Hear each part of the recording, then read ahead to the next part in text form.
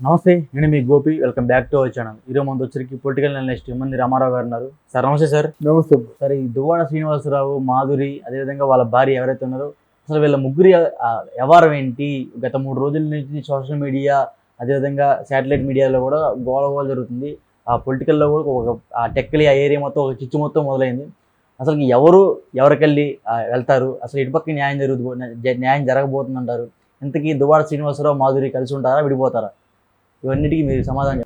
నా అంచనా ప్రకారం దువ్వాడ శ్రీనివాసు, మాధురి కలిసే ఉంటారు. అది ఇక్కడ విచిత్రమైన మలుపులతో ఈ స్టోరీ తిరిగింది. నిజానికి ఎలాంటి స్టోరీ మనం చెప్పకూడదు. మనం చెప్పకపోయినట్టు ఇంకొకరు దానికి ఒక వక్ర భాష్యం చెప్తారని ఉద్దేశంతో చెప్పడం, కానీ నాకైతే ఆ స్టోరీ చెప్పాలని లేదు. పరమ పనికి మారిన స్టోరీ. అక్కడ వాణి తాలూకు ఎఫ్ఐఆర్, వాణి బాగా డ్రగ్స్ తీసుకుంటుందట. దువ్వాడ శ్రీనివాస్ తాలూకు భార్య డ్రగ్స్ తీసుకుంటుంది. ఆరోపణలు ఉన్నాయి, లేకపోతే ఆల్రెడీ నిర్ధారణ అయినాయి డ్రగ్స్ తీసుకుంటుందని వాళ్ళ ఆయన చెప్పాడు.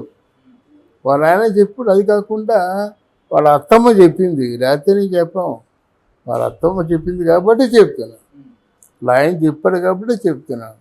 తర్వాత పార్టీ పరంగా మంచి చెడ్డలో కొంతమంది మగవాళ్ళతో స్నేహాలు, అది కూడా సహించలేక తను ఏంటంటే ఈడేదో రాజకీయంగా ఎదుగుదాం అనుకుంటుంటే, అలా కాదు, నేను కూడా సరిసమానంగా జనం ఉన్నారు కదా అని చెప్పేసి ఆవిడ రాజకీయాల్లోకి రావడం ఈయనకి శ్రీనివాస్కి ఇష్టం లేదు.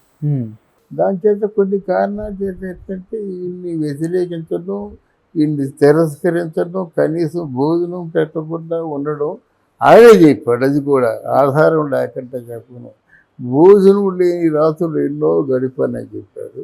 అంటే ఒక నిమిషం సార్, ఇప్పుడు ఆ మాధురి, శ్రీనివాస్ వాళ్ళిద్దరూ కేవలం ఫ్రెండ్స్ మాత్రమేనా, లేకపోతే వాళ్ళిద్దరి మధ్య పరస్పరంగా శారీరకంగా కలయిక జరిగింది?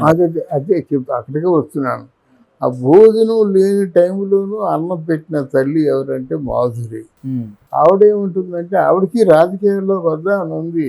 అంటే ఆవిడ మాట 10 మంది వింటారని, ఆవిడ వెనక డ్యాన్సర్స్, ఆ గ్రూపు, ఆ కామెడీ వైశాఖ క్యాస్ట్ అంతా ఉందని ఆవిడ నమ్మకం.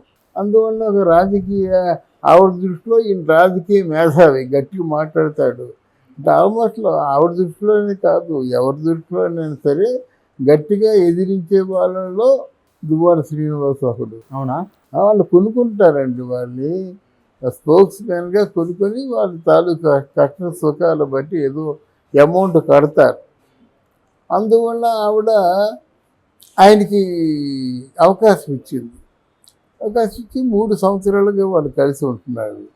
దాన్ని ఇంకా మనం గుచ్చి ఆడడం అది కరెక్ట్ కాదు.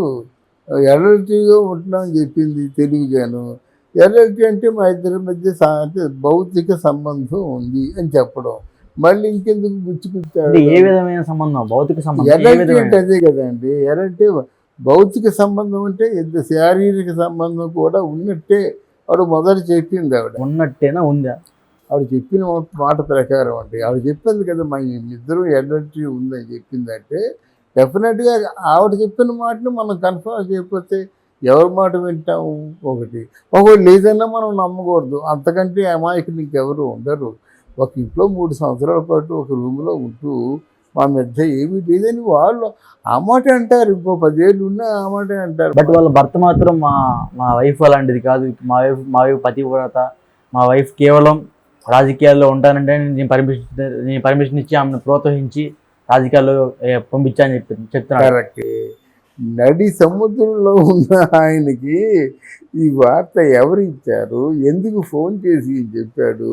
ఆయన ఇక్కడ ఇండియాలో లేడు, అక్కడ ఫారెన్లో ఉన్నాడు. 7 సముద్రాల అవతల ఉన్నాడు.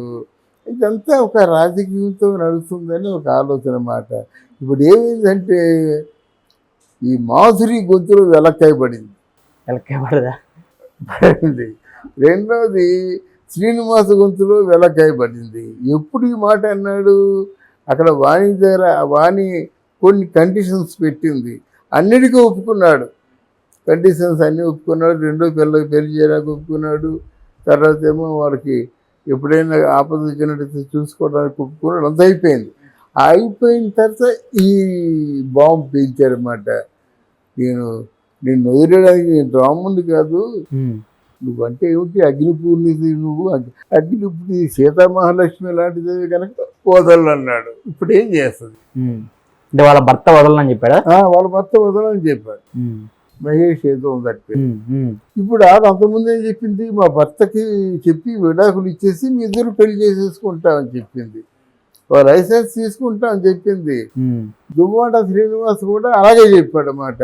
నా భార్యకి, మొదటి భార్యకి ఏం కావాలో ఎక్కడ ఏ లోటు లేకుండా వాళ్ళకి ఇచ్చేసి నేను ఇక్కడ మాధురినే పెళ్లి చేసుకుని ఉండిపోతాను, నా శేష జీవితాన్ని మాధురితోనే గడుపుతానని చెప్పాడు.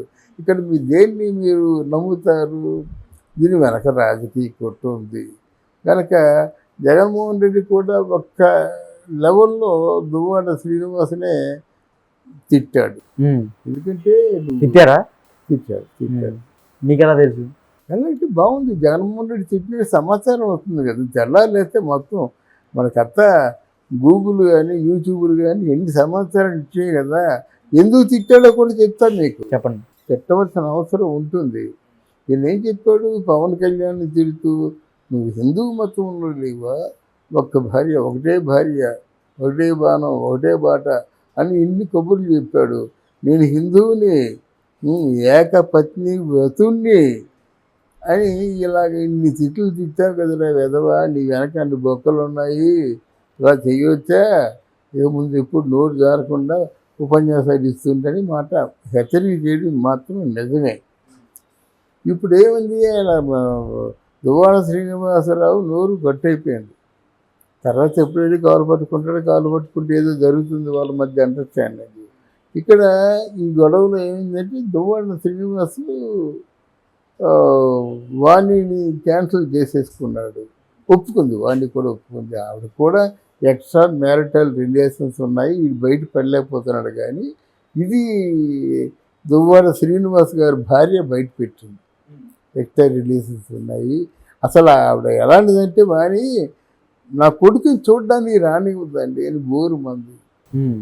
నా మనవరాళ్ళు ఇద్దరు ఉన్నారు, నాకు అసలు కంటే వడ్డీ ముద్దు కదా, నా మనవరాళ్ళని చూడడానికి వెళ్తే రానివ్వద్దండి, అంతటి పాపాత్మురాలు. మరి ఈ మాధురి ఎవరు మాకు తెలియదు, మీరు చూడలేము, ఆవిడ గురించి తెలియదు, మేమే మాట్లాడతాము అని చెబుతూ ఆవిడ బాధపడింది మాట. కనుక ఆవిడకి ఇప్పుడు దువ్వాడ శ్రీనివాసే కావాలన్నటువంటి ఆలోచన లేదు ఆవిడకి. వాటప్పటికీ ఆయన తల డబ్బు సమాచారం ఏంటని చెప్పారు. ఓకే, ఈ డబ్బు సమాచారంలో ఉన్న డ్రామా చూడండి. సగం డబ్బు నాది అని మాధురి అంటుంది, సగం డబ్బు నాది అని వాణి అంటుంది. వాణి కాదు, దువ్వాడ శ్రీనివాసరావు తాలూకు తమ్ముడు ఉంటుంది. ఓకే, శ్రీధర్. సగం డబ్బు నాది, 3 అంతస్తులు ముగ్గురు పనిచేసుకున్నారు, కింద అంతా నాది అని అంటున్నాడు అనమాట. కింద ఫ్లోర్ నాది, ఆ పై ఫ్లోరు మాధురిది, ఆ పై ఫ్లోరు శ్రీధర్ది తమ్ముడిది. అంటే ఈరోజు 1-2 గంటల ప్రాంతంలోనూ ఆ టెక్కల్లో ఉన్న పార్వతీశ్వరరావు అని ఏం చెప్పాడంటే,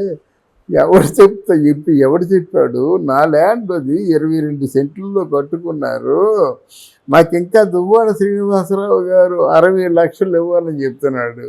అంటే కొత్త అంటే ఖాతాకి తెర తీశాడన్నమాట.